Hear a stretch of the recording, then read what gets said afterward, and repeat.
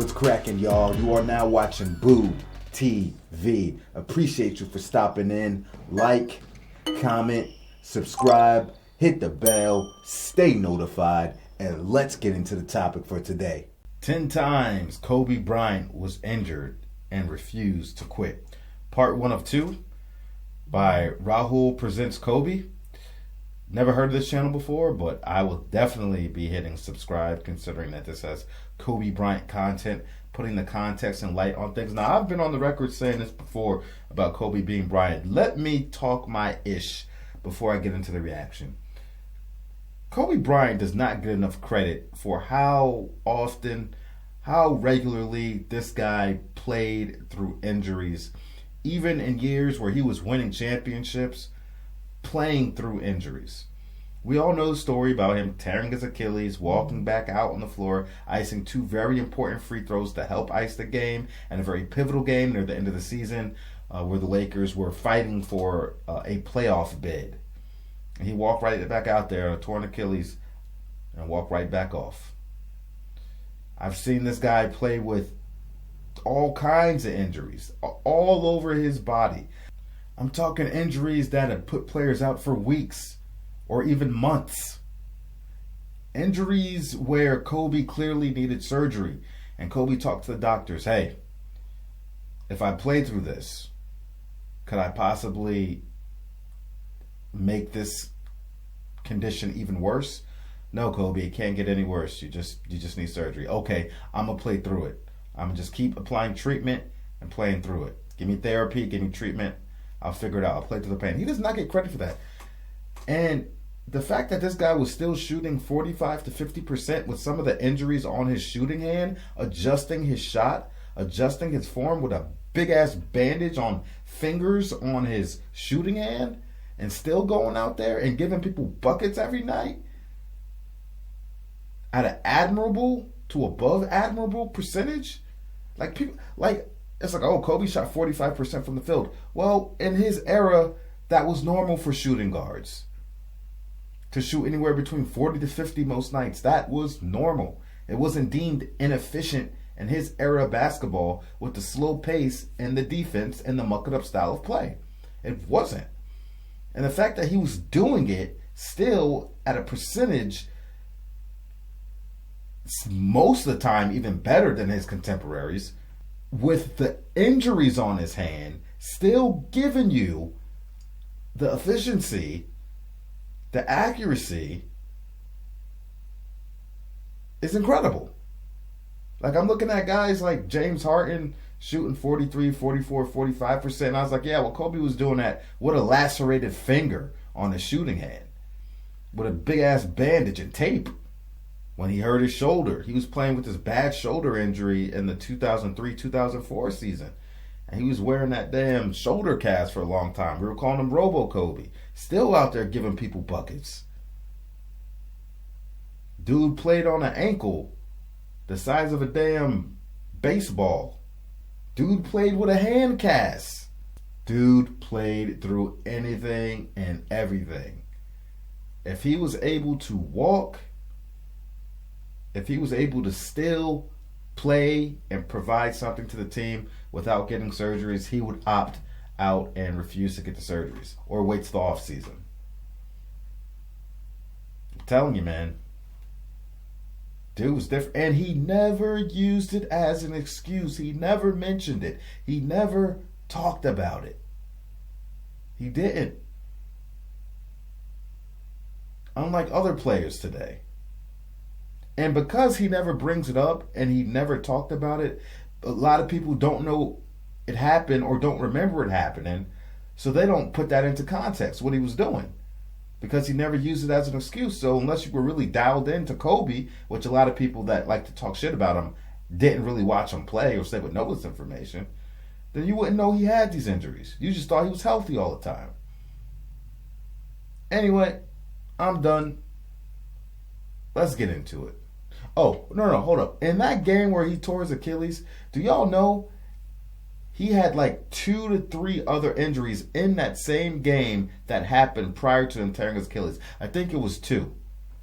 Something with his knee, and I think something I don't know, something on his leg, ankle, foot, something. But for both of those injuries that happened, same game prior to the Achilles tear, I didn't think he was coming back out on the floor. And then he came back out on the floor. I'm like, geez, this guy's a machine. All right, now I'm done. Let's get into it. We all remember the tragic day when Kobe Bryant's career was unofficially ended near the end of the 2013 season when his Achilles ruptured against Golden State. The Lakers would go on to make the playoffs thanks to his late season heroics, but they would get swept by San Antonio without Kobe in the lineup. I'll always wonder what they might have accomplished that postseason because of the way he had been playing up until that point, and for the first time ever we didn't get to see Kobe return in time to make a difference. We had gotten used to seeing Kobe be so consistent, always showing up ready to play and to compete, regardless of the stage. Sometimes it's easy to forget that he has rarely been healthy, especially in his later years, because we were just used to seeing him play so well. But the truth is, Kobe has had quite a lot of injuries, and he simply played through them whenever it was possible and sometimes even when it was not. So let's take a look at some of the injuries Kobe faced in his professional career and how he managed to have an impact even when he was far from 100%. We're going to start off by going way back, all the way to high school. Drew Downer, Kobe's assistant coach in high school, reported that Kobe broke his nose in practice once, a few days before the state semifinal against Chester. He says, "We spent 2 days getting a custom mask made and trying to keep it quiet from Chester and all this stuff. Then the day before the game, he just says forget it and plays without the mask. He scores 39 points and we win to get to the state final." You might have seen Dwayne Wade breaking Kobe's nose in an All-Star game just a few years ago, and it's no surprise that he would stay in, making his free throws and finishing that game, when a broken nose didn't even slow him down as a teenager. In October 1999, the Lakers were having their first exhibition game ever under Phil Jackson. Kobe's hand was hit by an elbow in the first quarter, which broke it in the process, but Kobe continued to play, and in 30 minutes he accounted for 18 points, 5 assists, 4 steals, and 0 turnovers. This was an exhibition game. It wasn't until 2 days later when Kobe was complaining about pain that they had x-rays taken and revealed that he had broken the 4th metacarpal bone in his right hand. After this, the Lakers sidelined him for 15 games. One of his most famous injuries happened in the 2000 finals against the Indiana Pacers. Jalen Rose has since come out and said that he had done it purposefully, but during those finals he stepped underneath Kobe's foot while he was taking a jump shot, and when Kobe landed on it he sprained his ankle badly. Kobe would miss the remainder of Game 2, which the Lakers ended up winning to take a 2-0 series lead, but the Pacers won Game 3 and were in position to tie the series up with a Game 4 win when Kobe decided he would not sit out any longer. He played on a badly sprained ankle, carrying the Lakers to a 120-118 overtime victory in Game 4. Keep in mind that Shaq had fouled out of this game when Kobe scored 22 points in the second half in overtime alone, including the final 6 Lakers points and a blocked shot with 2.5 minutes left to play. Kobe came up big in the clutch, being the Lakers' last hope at preventing the Pacers from tying the series up 2-2. Kobe had surgery done on his right shoulder at the start of the 2003-2004 season. In his first game against LeBron James and the Cleveland Cavaliers, Kobe sprained this right shoulder again when a defender came down on it after a pump fake. He made his free throws but ended up leaving the game. Although the Lakers were Pause. Kobe had some bad karma against LeBron James and the Cleveland Cavaliers when he kept getting injured. When he kept getting injured during those games with LeBron earlier in his career. Already without Shaq and Karl Malone, and Kobe was supposed to be out for much longer, he missed only 6 games and returned to play against the Supersonics, where he re-aggravated his injury from contact against the shoulder again. The Lakers training staff expected Kobe to miss at least another month, but there he was with the team on the plane to Boston, where Kobe played, scoring 18 points and 10 assists in their victory against the Celtics. The Lakers won 12 of their next 13 games, with Kobe averaging 28 points, 6 rebounds, and 5 assists, shooting 45% from the field and 37% from 3. Instead of sitting out for 4 to 6 weeks, Kobe was playing 39 minutes a game. At the start of a game in 2009 versus the Cavs, Kobe had his finger dislocated, and something that really shocked me about this play is that Kobe was signaling over to the bench that he wanted them to take a foul or take a timeout or something, and the Lakers just continued to play for the entire possession until the Cavs were able to score. I just thought that was a really pathetic display by his teammates. In 2016, something similar happened here, where Kobe was going for the ball and had his finger dislocated again, except this time he was immediately pulled over to the side and had Gary Vee help him adjust it. The look on this woman's face says it all. Kobe returned to the game immediately after and scored on the next possession. Just another one of the intangibles that really set Kobe apart from the rest of the league. In 2009 to 2010, Kobe suffered an avulsion fracture on his right index finger. But that's not even the craziest part. Let me give you some context for this injury. Despite an injury to his shooting hand's small finger, which was described as a complete tear of the radial collateral ligament, an avulsion fracture, and a volar plate injury at the MCP joint that occurred in a game on February 5, 2008, Kobe decided to play all 82 games of the regular season instead of opting for surgery. This was the 07-08 season where Kobe won his first season MVP and the Lakers made a finals run, ultimately losing to the Celtics in 6 games. Regarding this injury, he stated, "I would prefer to delay any surgical procedure until after our Lakers season and this summer's Olympic Games. But this is an injury that myself and the Lakers medical staff will just have to continue to monitor on a day-to-day basis." Again, this is his right pinky finger on his shooting hand. This is something that you would feel while handling the ball, shooting, passing, catching the ball. And Kobe decided, after seeing numerous hand specialists, that he would forego surgery on his right pinky.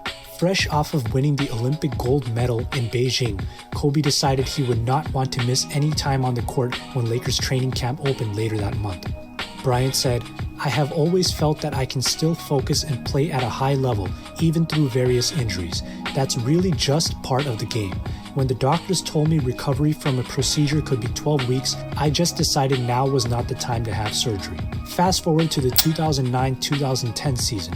A week after Kobe banked in his famous game-winning 3 versus Miami over Dwayne Wade, Bryant suffered an avulsion fracture in his right index finger in a game against the Minnesota Timberwolves. So he has this pinky on his right hand that he never got surgery on, and he now injures his right index finger on the same hand, his shooting hand. Despite the injury, Kobe elected to continue playing rather than take any time off to rest the injury. Why would he do this? Well, I think it has something to do with the fact that the Lakers came up short in the 2008 finals, losing to the Celtics, and Kobe must have been so motivated to get back to the finals and win that ring that he decided not to take any time off, regardless of his multiple injuries. For a few weeks, Kobe wore a splint wrapped in tape. The splint would hinder his ability to handle the ball, and he had to figure out how to shoot with a splint on his index finger. For those of you who don't play basketball regularly, the index finger is commonly used to aim and guide the ball when releasing a shot. And it's just ridiculous to imagine that the Lakers' #1 scoring option and primary ball handler has only 3 healthy fingers on his shooting hand. You might be wondering how it affected his game.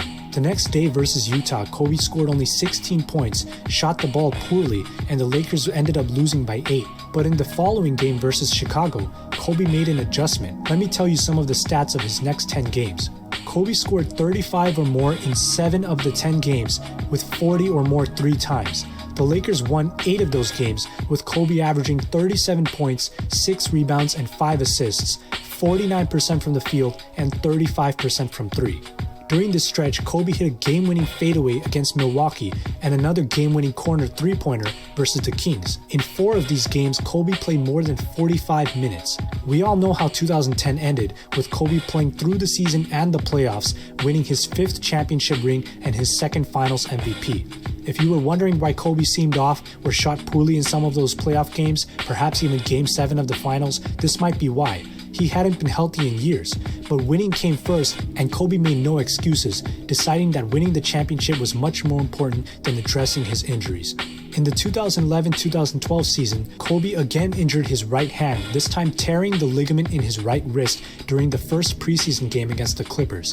The pain was excruciating. Kobe was getting a numbing shot before every single game since the injury, and as a result, he said the pain was tolerable during play. One Lakers source said, "It was a miracle that he even played. If it was anyone else but Kobe, if they did play, they'd come up goose eggs on the scoreboard. It's incredible he's playing at all." This was one of Kobe's worst shooting seasons, but after tearing the ligament in his right wrist, Kobe started the season off averaging 29 points, 6 rebounds, and 5 assists a game. This included a stretch where he scored 40 points in 4 consecutive games, and this made Kobe the oldest player in NBA history to have 40 4 times in a row. One of Kobe's latest injuries was in 2015 when he went up for a baseline dunk and tore the rotator cuff in his right shoulder. He stayed in the game, even taking and making a turnaround fadeaway jump shot with his left hand before his coach realized it was time to get him out. Kobe missed the rest of the season by opting to get surgery, but playing much longer wouldn't have made a difference that year anyway. The Achilles rupture that Kobe suffered in 2013, which ended his season and pretty much ended his career, was an interesting one because Kobe had been playing his 17th year at that point, averaging 27 points, 6 rebounds, and 5 assists per game. Up until then, there had never been a player to average more than 20 points a game in their 17th season. It was simply unheard of. The fact that people even expected Kobe to average 20 in his 17th season and that he ended up averaging 27 was just proof that Kobe had been doing miraculous things throughout his career. After the Achilles rupture, he never fully recovered and got back to his prime form, but you saw in his last game that he scored 60, including the game-winning shot against the Utah Jazz. Unfortunately, we'll never get to really know, but we can always wonder. I would like to add that after he tore his Achilles and he tried to return next season, well, the next 2 seasons, he tried to return in no particular order. He broke his knee one season, he broke his shoulder another season, and he would miss the rest of those 2 seasons up until he got to year 20. He was able to gut that one out without anything to jeopardize the entire season, but he had to find plenty of rest days at home. So, I mean, he gutted it out the best he could. What could have happened if Kobe was never injured in his 17th season. The Lakers could have made a serious push in the playoffs if Kobe had been playing, and he might have even been playing today, past his 20th season. Kobe went on to set numerous records, such as being the oldest player to score 60 points, and we saw glimpses of the Kobe of old as he scored 25 and 30, even 35 points several times in his final season. It seems likely that Kobe would have averaged 25 points even in his 20th season if he didn't have to deal with the injuries he faced in the final 3 years. Since his teenage years, Kobe has had the ability to play through intense pain and injury, and that manifested itself in 5 championship rings and all the accolades to go with it that you probably already know. Will we ever see another player like this again? Players like Michael Jordan, Larry Bird, Wilt Chamberlain played through any injury or situation, especially in the playoffs. It seems more common now that NBA players take games off just because they're tired, and you'll see star players resting for weeks with minor injuries. But that's something we didn't see in Kobe's 20-year career, so it's easy to see why his name is mentioned with the greatest to ever play. That's all for now. I hope you guys learned something new about the Mamba, and stay tuned. I'll be bringing more content soon. This guy did a great job, and I actually had mentioned a lot of stuff he talked about in my opening remarks. I had to get it off my chest, but yeah, man, I mean, I don't think people don't really realize the kind of things he was playing through and still giving people buckets and dominating teams on a regular basis. Like, never gets mentioned, never gets brought up as an excuse or anything. Meanwhile, you got people like LeBron James still claiming injuries, non-serious injuries from 3 years ago as an excuse for whenever he has a bad game. Oh, LeBron shot bad. Oh, they lost in the playoffs. Oh, it's clearly his groin injury from a decade ago flaring up. What? And then when he mentioned Kobe with the ankle sprain, it took me back to a Kyrie Irving story. When Kyrie was on the Brooklyn Nets with Kevin Durant, James Harden was hobbled with a hamstring injury. And before that, Kyrie Irving twisted his ankle. Well, actually, I don't know who got hurt first, Harden or Kyrie. But at some point, Kyrie had an ankle sprain. Now, up until that point, the Brooklyn Nets were beating the Milwaukee Bucks' ass. They were. Kyrie goes out. James Harden is hobbled, like maybe 30% of himself, so it's pretty much on Kevin Durant.